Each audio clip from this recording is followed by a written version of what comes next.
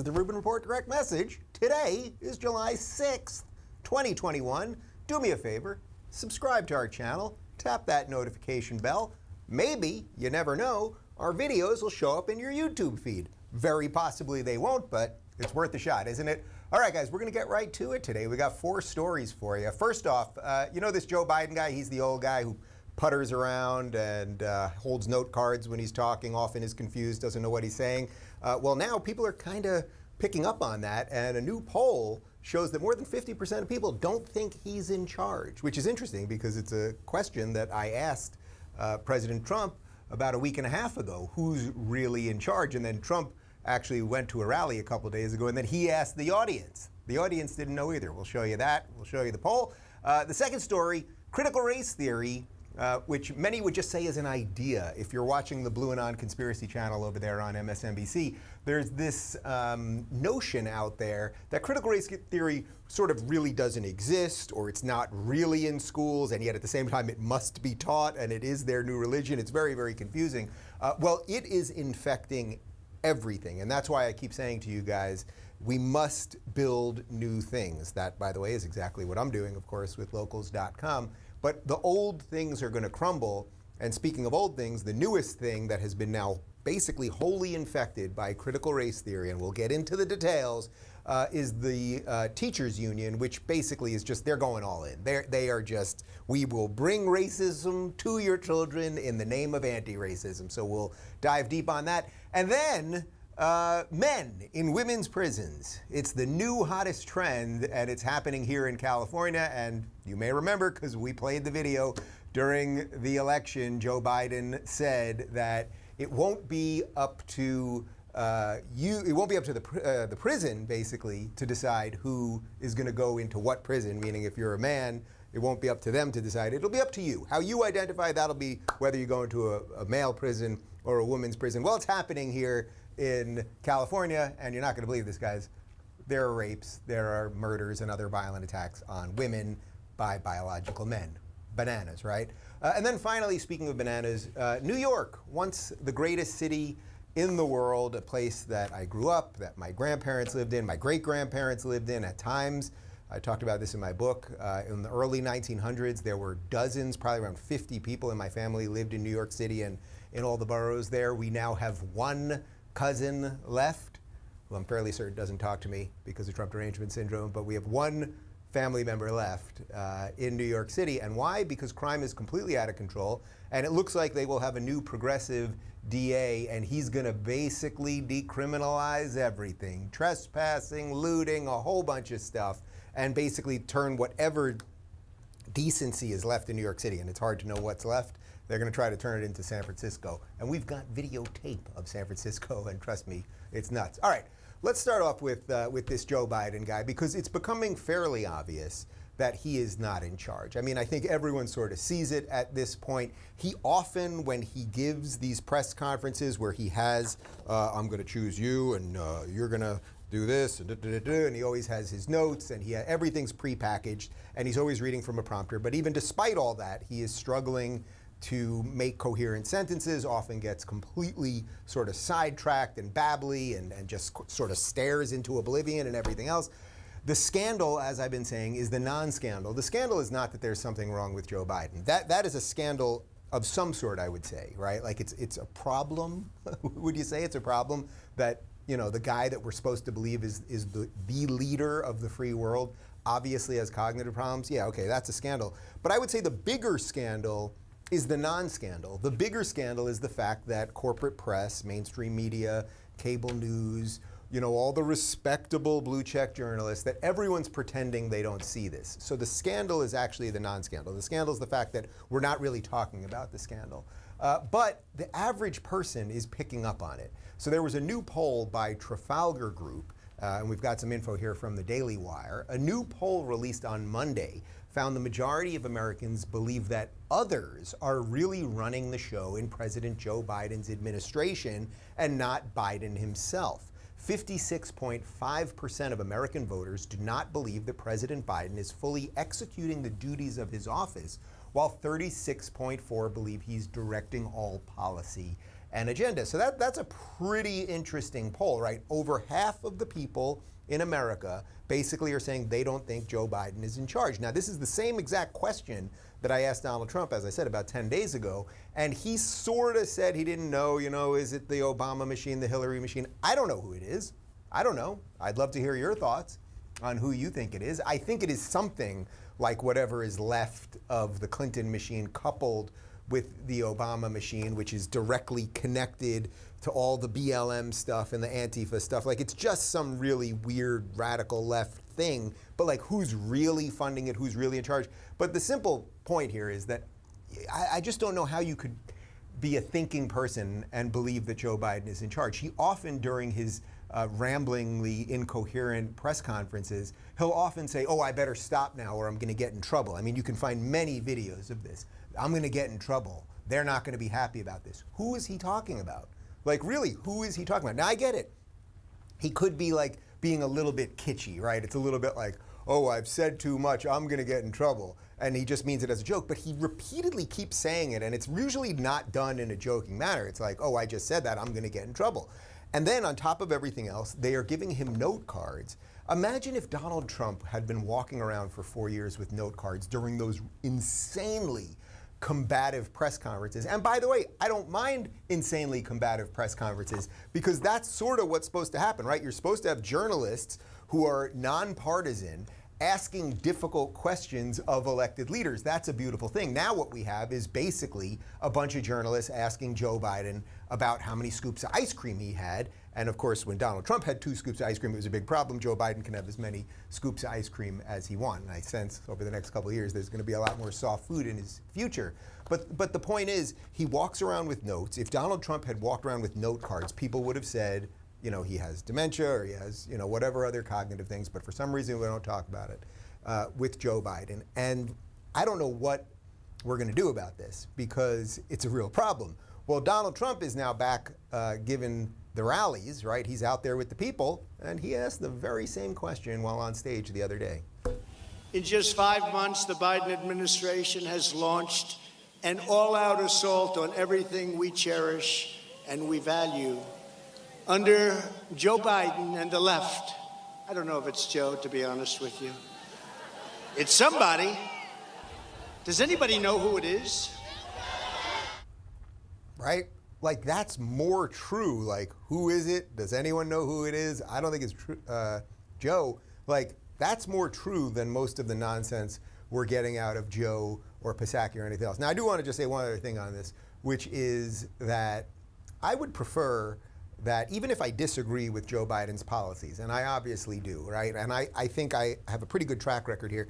I saw through the nonsense. I saw my good liberal friends, whatever is left of the intellectual dark web crew or whatever else it is, the somewhat decent lefties all saying, don't worry, Dave, Joe Biden's going to stop the craziness. He'll stand up to the progressives, blah, blah, blah, blah, blah. Meanwhile, he actually was just a wolf in sheep's clothing, right? Like, he just has ushered in all of this lefty lunacy, printing money like crazy, exploding budgets, all of that stuff. It was obvious to me that he wasn't going to be in charge. And in some ways that made him the most dangerous one, because if they had gone with someone like Bernie, it would be like, we all know it. It's like, you're a socialist, you're an old grumpy socialist, but we know what it is, we know how to fight it. Biden, it's much more confusing. But I do want to be clear about this, which is that even if I disagree with Joe Biden's policies, which I obviously do, and I wish perhaps that he was more of a moderate, if such a thing exists anymore. As the President of the United States, he is the guy operating, right? Like, he's the doctor and we're all the patient. And he can do a lot of good and he can do a lot of bad. And I would prefer that the guy that has the instrument as they cut into our body and move some of the organs around, I would prefer that he has a steady hand. I would prefer that he has the cognitive wherewithal to make the right choices and know how to operate and everything else. So when I say all this, I can joke about it in a way, but it's actually quite scary if you think about it, that this man is not in charge. We don't know who is in charge. And if he is in charge, if I'm wrong about all this and he is in charge and there's something wrong with him, then we got an even bigger problem because he could put his finger on the button. Anyway, there will obviously be more about this, but for those of you in the mainstream media that are watching this show, and I know you guys do watch this show, if you're on CNN or MSNBC or one of these channels, why don't you cover this a little bit? And then it will be more honest. Your approach will be more honest. You don't have to run out there and say he has dementia. You don't have to run out there and say there's something deeply wrong with him or something. But you can say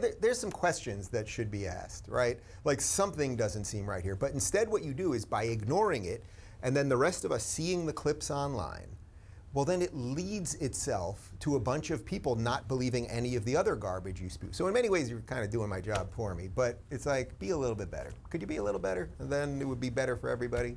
Or is it just too late? I suspect I know the answer. All right, let's move on to this critical race theory nonsense. So, you know, one of the things that's happening over the last couple of weeks is that finally, because I think people like me and people in these circles and people online, it's very similar actually to the story that I just talked about with Joe Biden, because the online people have been exposing critical race theory for its neo-racism, for the systemic racism which it wants to put into the system, for the idea that white people in essence are born guilty and are guilty over the sins of their forefathers, or actually not even for their forefathers, because no one in my family owned slaves, so why would I be guilty of what someone in my family did generations ago? I shouldn't be, and it didn't even happen. So they want you to be guilty by the color of your skin. They've decided, the critical race theorists and the intersectionalists and the wokesters, they've decided that things like being on time and working hard and empirical facts like 2 + 2 = 4, that these are tools of oppression and white supremacy and everything else. Well, one of the things that's happened in the last month is, as this has been more and more exposed by people online, and Chris Rufo specifically, who I'm going to get to in just a moment, then suddenly the meme went out that no, critical race theory doesn't really exist, or it's not really what you're all saying it is, or it's just not really being put into the institutions, and it's just sort of another right-wing conspiracy theory, sort of like Joe Biden has cognitive problems. Well, actually, we are seeing it infect absolutely everything. So Chris Rufo, who you guys know, who is a lawyer, he has done incredible work bringing lawsuits into a bunch of different red states, of course it's red states, to fight critical race theory in schools, in that you wouldn't want children to be taught neo-racism, the same way you wouldn't want children to be taught Nazism, that it's good. You know what I mean? You could teach about Nazis, that's a very different thing. But Chris is doing a great job with this. He sent out this incredible tweet, and he bulleted out. I'm just gonna read you some of it. So, breaking. The nation's largest teachers union has approved a plan to promote critical race theory in all 50 states and in 14,000 local school districts. The argument that critical race theory isn't in K through 12 schools is officially dead. The union has also approved funding for increasing the implementation of CRT in K through 12 curricula and for attacking conservative groups who oppose CRT indoctrination. The teachers union has made critical race theory its #1 priority and want to implement it nationwide. According to a recent YouGov survey, 58% of Americans oppose critical race theory, including 72% of independents who believe teaching it in schools is bad for America. But the teachers union wants to double down and impose this divisive ideology on your children. The NEA represents 3 million public school employees in all 50 states. They have a $350 million annual budget and an army of operatives in 14,000 local communities. So we've got a little more info on this, but before I get to that, the key piece of this is that what we've been hearing for the last couple weeks is no, it's not really in schools. No, it doesn't really exist. Well, now we know it does. The Gateway pundits got a little bit more.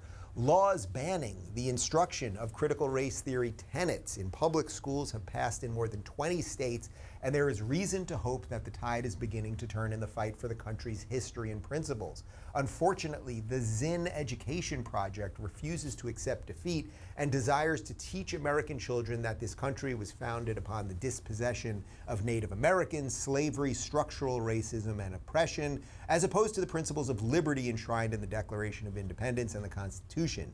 Now the ZEP is circulating a pledge to teach the truth, which identifies left-wing methods of analysis like critical race theory as the truth, and decrees that the signees, all of whom are educators, refuse to be bullied into compliance with the law. So far, according to the Zinn Education Project, the pledge has been signed by more than 5,000 educators in all 50 states, and many of the signees were more than happy to provide their reasons for signing. So what is happening here, in effect, is that roughly these 20 red states that are now passing these laws to keep systemic racism, new school, pernicious racism of the left out of schools, there are now groups that are actually getting teachers to basically say, we will ignore the law and we will teach the quote-unquote truth regardless. This battle ain't going anywhere. And I saw an interesting back and forth between Chris Rufo and James Lindsay, who I've also had on the show many times, who's I think one of the prime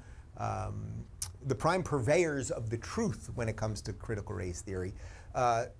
In essence, James Lindsay was saying that he's not hopeful that, despite the fact that he has now spent the last few years of his life fighting against critical race theory, in many ways more than almost anyone, that he's not very hopeful that this thing is just coming and coming and coming, and it's going to get worse, and we're going to end up in some sort of South Africa situation.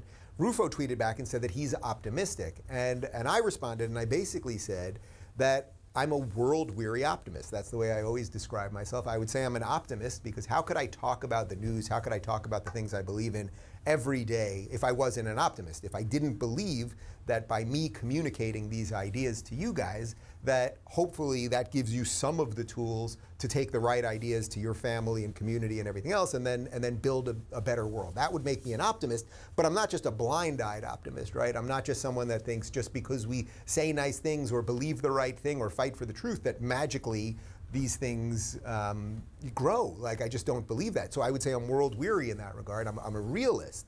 And my argument to them, in effect, was, well, look, as a world weary optimist, I don't think we can stop it, but I think we can actually basically inoculate the new converts, right? Like the new people who are about to be brainwashed. We can do something to save them. But this thing's here. These diversity and inclusion programs that are in so many of the Fortune 500 companies, that are most likely in the companies you work for or the schools that you're sending your kids to or whatever it might be, they're here. Those things are now infected and cannot be saved. I really believe that. Because even if they were to be saved, the damage that would happen in terms of saving them, like how can you have an organization that believes that it's racist and is going to hire based on skin color and gender and all of these things? How can it reverse that? Oh, sorry, we got that wrong. We're actually going to start hiring based on skill and passion and, you know, education and the rest of it. You can't reverse it. So the only thing that we can do is build new things. And this is what I was talking about on the show yesterday.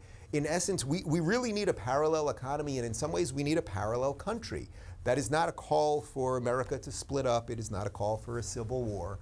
But all of us that don't believe in this nonsense, that don't believe in this neo-racism, that want to further the ideals that America was founded on, which are worthy ideals to continue to push forward for more equality wherever equality doesn't exist, not equity, equality. I think we need to build new things, and that's why when I started Locals, I made it very clear to my entire team, we will never hire based on the color of skin, we will never hire based on your genitals or on your gender or gender identity or any of these ridiculous things. And by the way, if you want to work for us, locals.com/jobs. Move down to Miami, and we're looking for great people who are actually hardworking, and I don't care what skin color you are. I know that's called racist, but you know, I'm old school, what can I tell you? Anyway, this story isn't going anywhere. We'll keep fighting it. But speaking of stories that aren't going anywhere, you know, the trans stuff, which we end up having to spend so much time talking about because it's so, I would say, nefarious in the way it's put its tentacles into everything. So I'll give you the stupid disclaimer just to start. If you're trans and you're an adult, I don't care how you live, I don't care what you wear, I don't care who you marry, I don't care any of that stuff, I don't care what bathroom you go to, blah, blah, blah. That being said, I don't think young children should transition and chop off their genitals or do any other things like that. You can watch my interview with Abigail Schreier if you want some more information on that. And I also think that you still have to go to, if you're going to jail, you got to go to the jail that's your biological jail. Sort of like if you're playing sports, you got to play with the people who are biologically the same as you. That's just how it is. Thanks for the numbers here. 0.6% of US adults identify as transgender. So I really want you to think about how much time the transgender argument takes up when less than 1%, basically a half of 1% of people identify as transgender. That isn't to say we should treat those people poorly. I don't want laws against these people, and I want them to find love and happiness and fulfillment and purpose and all of those things. But we shouldn't break the entire system in honor of that. Well, that seems to be what we're doing, especially here in California. We've got some info from Yahoo News. A California law allowing transgender inmates to pick the prison gender of their choice has come under fire from a women's rights group citing abuse of females by men. In a letter to evil Governor Gavin Newsom, I added evil, the Women's Liberation Front accused the state of violating the constitutional rights of incarcerated women by allowing men into their living quarters to prey on women. Since the law took effect on January 1st, WLF has received numerous complaints of assaulted, abused, and traumatized women at the hands of male inmates transferred into their prisons, Wolf Legal Director Lauren Adams said. So let's just be clear about what's happening here. Instead of sending people to the prison that matches their biological sex, okay, we are now allowing men, because this is where it's happening. It's not happening with a lot of women that transition to men to go into the men's prison, right? That's not going to end well. We all know that wouldn't end well.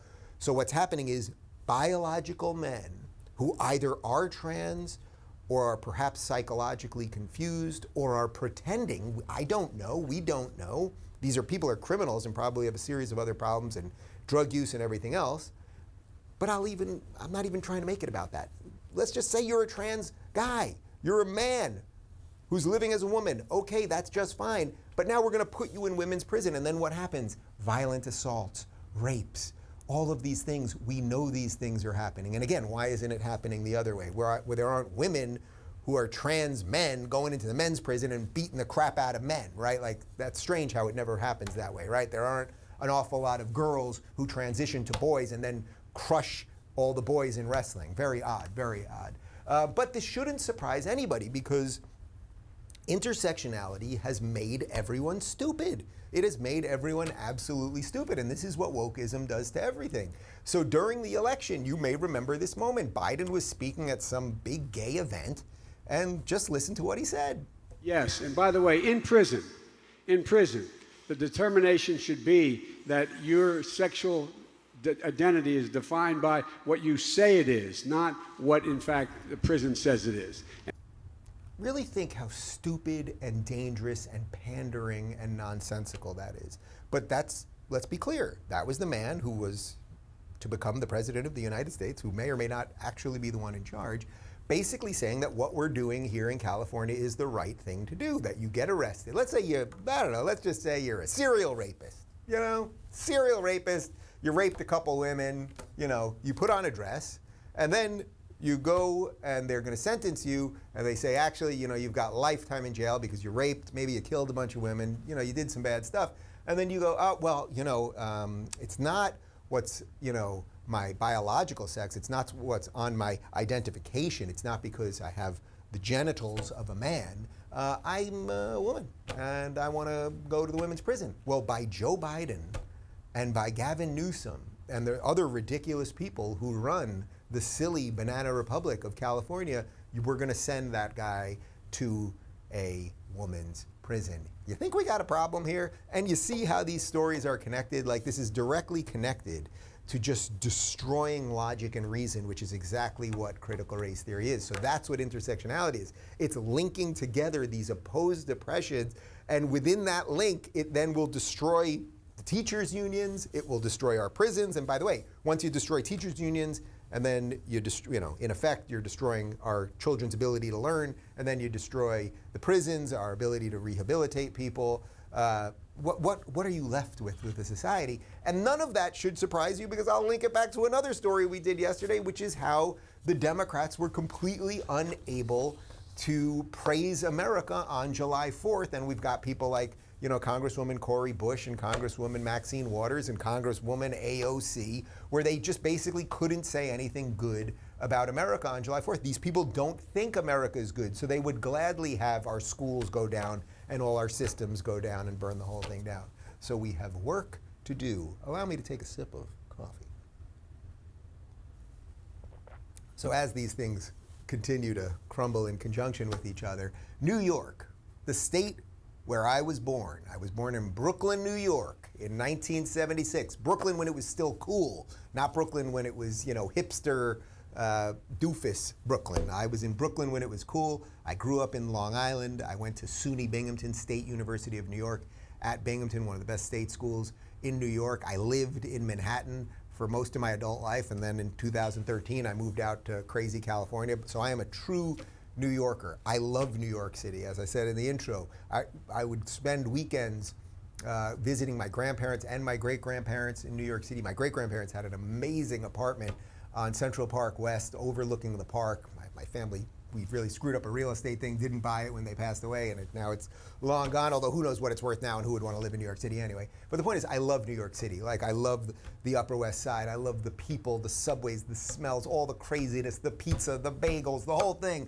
Well, New York City is now absolutely crumbling, and we should thank Marxist Mayor Bill de Blasio. And of course, we're going to have a new DA who's going to make it much, much worse. We've got some quotes here from the New York Post. Alvin Bragg appears to have won the Democratic primary election for Manhattan District Attorney, making him the presumptive new leader of one of the most powerful prosecutors' offices in the nation.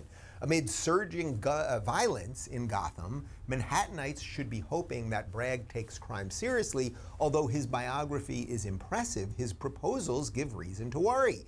Digging further into his plans reveals some truly radical proposals. First, Bragg will immediately begin de-prosecuting certain offenses, refusing to punish violations of duly enacted criminal laws. These include resisting arrest, trespassing, fare evasion, marijuana possession, driving with a suspended license, and any traffic violation. For those offenses that are prosecuted, Bragg announced plans to allow just about every offender to walk free the same day.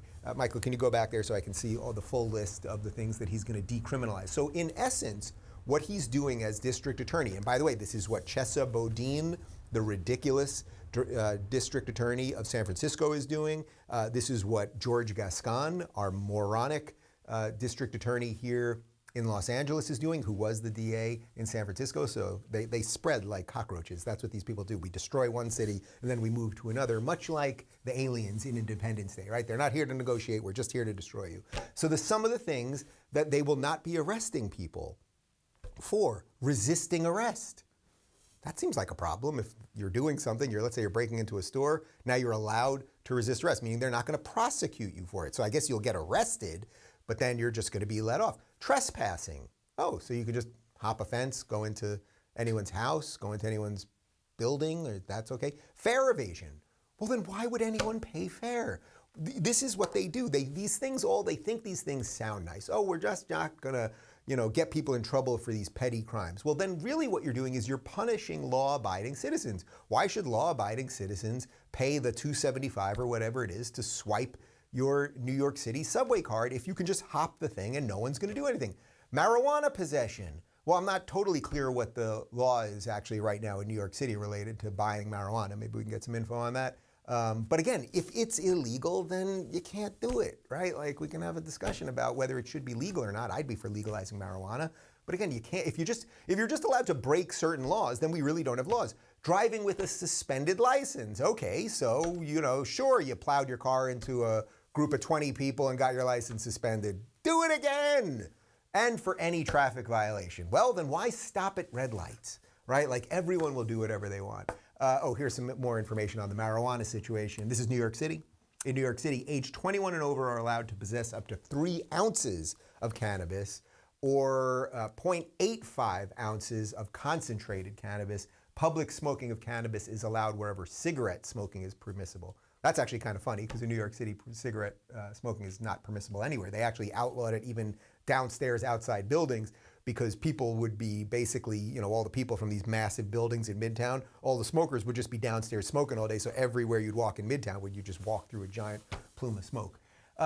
Anyway, if you don't think that doing these things is ridiculous and basically making crime legal, which is what these people are doing, and by the way, I think Chesa Boudin in San Francisco and George Gascon here in LA, I think they are both going to get recalled, and then they should actually have to deal with the law, because I don't think, and I would need to speak to a legal expert on this, but I've heard enough about this, that as a DA, you're supposed to do what the law dictates, right? You don't get to decide, really. This is a trick that the progressives have done, that we can bring in a district attorney who can just decide when and if we're going to prosecute crimes. So I think these guys could be in legal trouble themselves. You know, we have laws. Laws exist. And if laws are to exist, and we're a nation of laws, and there is right and there is wrong, and there's legal and illegal, well, then we have to enforce those things. So these guys could be in a lot of trouble.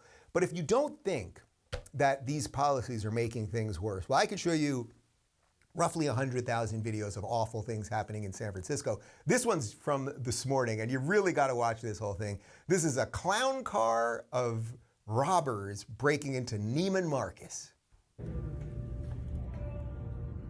Man, they're gonna try and they're gonna get Michael, they're gonna come back and get you. They can do anything. Look. Shit. Why? Are they gonna get to the getaway car? Freaking white supremacists. It just never stops with these people.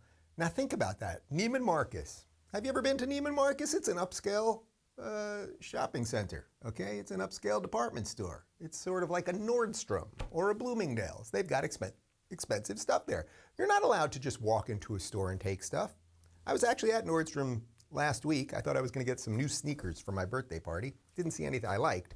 But had I seen one that I liked, I wouldn't have been allowed, or I shouldn't have been allowed, I should say, to just walk up to the sneaker, take it, and run out of the store. But in essence, when you have district attorneys that say, we will not prosecute these things, these petty thefts, you know, thefts under $800, well then in essence, you're saying to these people, to these kids, these misguided kids, go ahead, do whatever you want.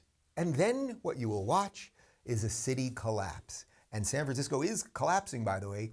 According to the Washington Examiner, just this morning, almost half of San Francisco residents are planning on moving out of the city due to rising crime. Really think about that. Half the people in what was one of the great cities of America. I mean, San Francisco, you know, I joke about it all the time, but the first time I was in San Francisco about 10 years ago, it was the first time I had ever gone to another city and thought, boy, I could really live in this city. I thought the people were great. I thought the food was great. The geography was kind of cool. The Full House was there. I was into it. It's an abject disaster. I'll tell you, the last two times I was in San Francisco, a couple of years back, I was in San Francisco. I had done an event with Candace Owens, and we went out to eat to Morton's Steakhouse, which I don't know what street it's on in San Francisco. You guys could Google it, but like a perfectly nice street, and Morton's is a well-known established steak joint. Like we weren't in the downtown in Skid Row, and our car got broken into while it was parked right outside the restaurant. And I took a picture. Some of you, I'm sure, saw this on social media. I took a picture and video of the broken glass everywhere and our car broken into, and they had stole my bag, and it had my notebooks, and I think my iPad was in there, and a bunch of other stuff. And I posted the picture and the video, and I got literally thousands of responses on Twitter, basically people saying, what kind of idiot leaves a bag in their car in San Francisco? And then I did some Googling after, and it is a fact. The amount of break-ins, just people just literally just throw a rock through a window, or they punch through a window, whatever it is, of a car, they steal the stuff. People don't park on the streets in San Francisco anymore, okay? So that's what's going on in San Francisco. And then the last time I was in San Francisco was like 2 days before lockdown.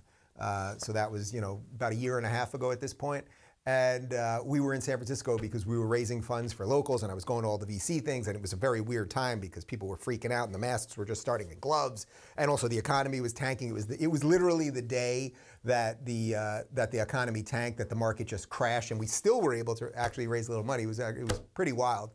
But I saw several people shooting up drugs on the street, the amount of homeless encampments everywhere. I mean, it's craziness. So if you think that deregulating crime is good, go to those cities. Move to those cities, see what's happening. And it's the same thing when you see not only deregulating crime, we know what's happening in terms of murder in all these cities. Murder is a crime, by the way, but that's related to gun laws, right? Like you think, oh, we're gonna have the strictest gun laws and then people will stop shooting people. 91, was it 91? 91 people, if I'm not mistaken, were shot in Chicago this past weekend. I think 8 were killed. Those were the last numbers that I had. But don't tell that to Chicago Mayor Lori Lightfoot because she'll just call you a racist.